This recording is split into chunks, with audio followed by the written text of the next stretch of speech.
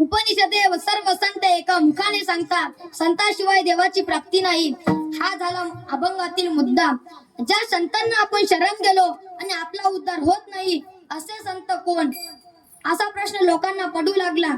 आधी करून तुकोबारायांनी संतांची लक्षणे सांगितली आहे. काय सांगितली याचं कारण, संतांचे कपडे घालून, संतांचे बाह्यवेश घालून जगाला लुबाडणारे संत व अशा या जगाला विनाकारण लुबाडणारे संतांचा कळप तुकोबारायांच्या दृष्टीत पडला. व अशा संतांचे मागे लागून अज्ञानी माणूस असतात. त्यांना वाटतं की हेच संत आहे, परंतु महाराजांच्या भाषेत जगायचं धरलं तर मग संतांना ओळख न करता, त्यांना कळण्या करता त्यांच्यासारखं झालं पाहिजे. तुका म्हणे येते पाहिजे जातीचे गबाळाचे काम नाही.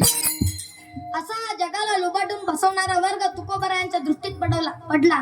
आता दाढी वाढवणे, अंगाला राख लावणे, भगवे वस्त्र परिधान करणे हे संतांची बाह्य लक्षणे आहेत. टिळा टोपी गंध लावी, जगी मी एक गोसावी, विद्वांता अंतरलक्षणी आहे.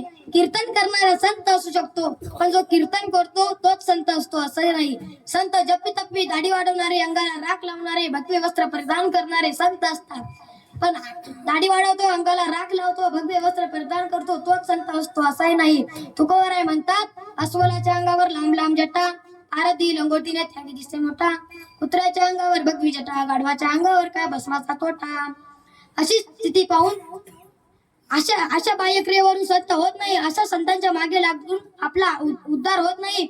ते फसवतात. ते कसे फसवतात तर माऊली एका दृष्टांतात पटवून देतात.